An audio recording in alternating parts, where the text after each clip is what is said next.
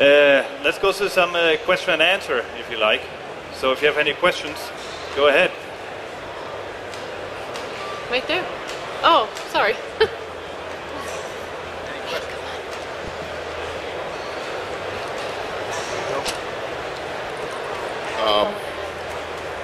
Left heel, coming up in the through swing,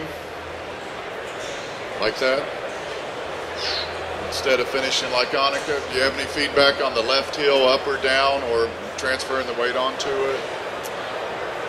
I think that comes a lot from when you're trying to spin out the hip. So you don't really turn to the left side. And especially if you start also with a balance on the heels versus the balls of your feet. It's really easy to spin out when you do that. So check your fundamentals, making sure that your balance is on the balls of the feet. And what you want to feel is that you turn to the left side, just like you do in the backswing, to the right side. Really just transfer the weight. A lot of times what I see for that is that the legs take over the movement versus letting the legs move. So what I just saw when you did that is that you kind of straightened your leg a little bit. When you straighten your leg, your hips move this way, or you straighten the leg here, your hips will move this way. What you want to make sure of is that your knees can move freely forward and back. If you straighten them too early, it'll push your hips to either one side or another. Another thing I noticed that once you did that, you started to raise your shoulder. So it could very well be that in your swing thought that you're thinking about pulling your shoulder up, subconsciously probably. When you pull up your shoulder, your left leg will straighten too early and you're going to hang back. So here's, an exercise you could do for that is, again, this rotation right here.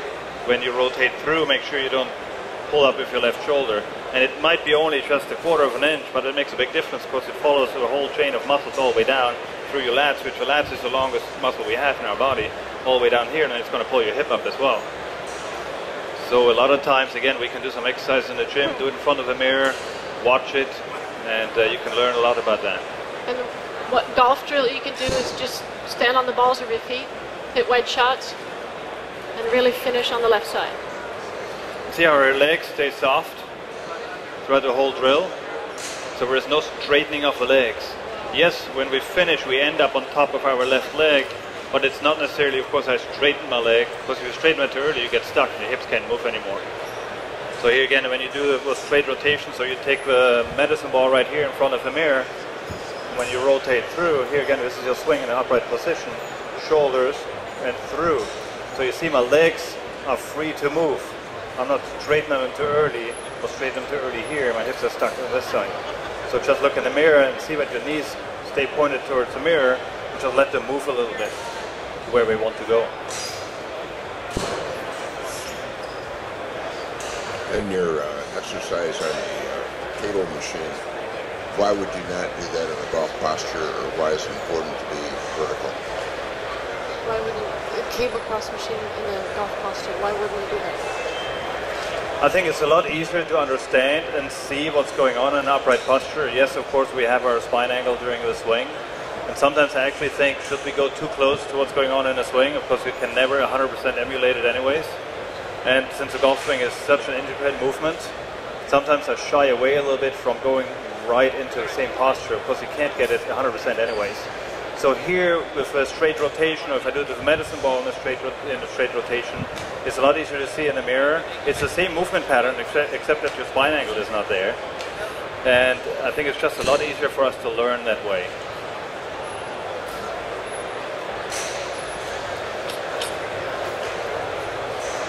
When you're doing the medicine ball drill, and you struggle with people that lose posture and have trouble with the rotation in the swing, how often are you recommending to do the medicine ball throw if that's a drill that you incorporate? Is that a daily thing, or how many minutes, that kind of thing?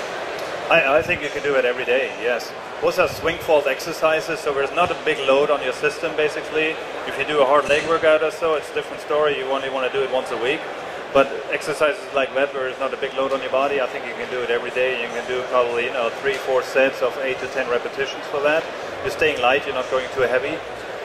Make sure when you do it that every single one is perfect. So let's say you do 3 sets of 8 repetitions. I would rather call it 3 sets of 1 repetition, right? So three sets of I'm sorry, 3 sets of 8 reps, and every rep should be a single unit. So think about it when you work out of doing 1 repetition at a time only. It's just like when you're out on the range practicing, you don't just line up 8 balls and hit them right quick. You put 1 ball down, you concentrate what you want to do, you execute, and then you concentrate again, put the next ball down. That's the same way when you do those swing fault exercises, or any exercise for that matter, is but you do every exercise perfect every single time. So if you do 8 repetitions of a straight rotation, settle down and do it again, unless you're working on rhythm. Because what we do most is what our body is going to remember best, and what it's going to repeat. So we want to make it perfect every single time. If you do it perfect 8 times and 2 times bad, you may not make a lot of steps forward. So perfect is very important.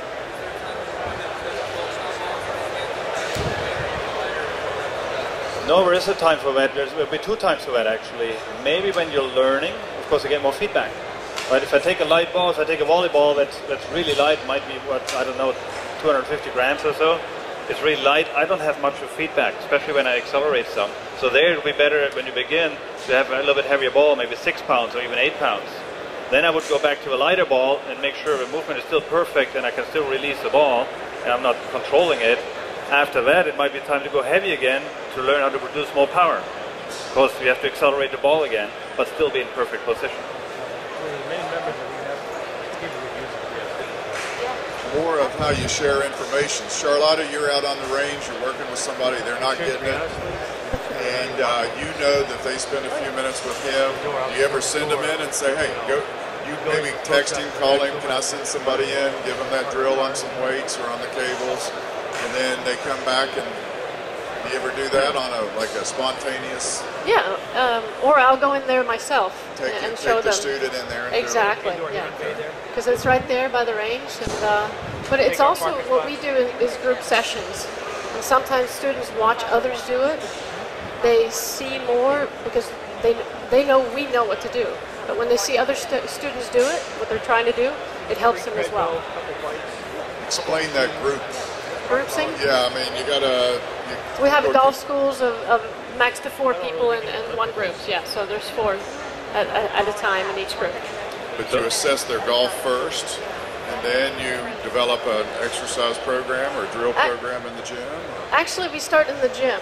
So they learn the fundamentals in the gym first, and then they go out in the range. Yes. We do that 3 days in a row. So a typical package, if we have groups, we have a lot of individual players from beginners to a lot of juniors. We work with touring pros, but the typical groups that come would be a maximum of 8 groups. We break it down in 2 times 4. And what we do is we start actually in the gym with 4 people. So I have 4 people in the gym, 4 students in the gym. We go through fundamentals, how to work out. I explain the relationship between workout and golf, because a lot of times people think, oh, fitness is just, okay, I got to do some dumbbells, I got to get stronger biceps, I need to have more endurance. But there's a lot more to it. Of course, what you're doing when you're working out is 50% is getting mechanically stronger, meaning faster, stronger, more endurance, more flexibility. The other 50% is learning how to move right, creating good movement patterns which follow you with everything you do, if it's picking up a suitcase or going out on the range and doing what you want to do out there. So there we also explain the swing fault exercise. And a lot of times what I see is I have them do the straight rotation in the first hour when we're in the gym. And through a straight rotation, I 90% of the time know what's going on in their swing. Because we either bump their hips, or we start with the upper body, or we tuck their arms in. By the way, go back, we tuck their traps in. So there we see a lot what's going on.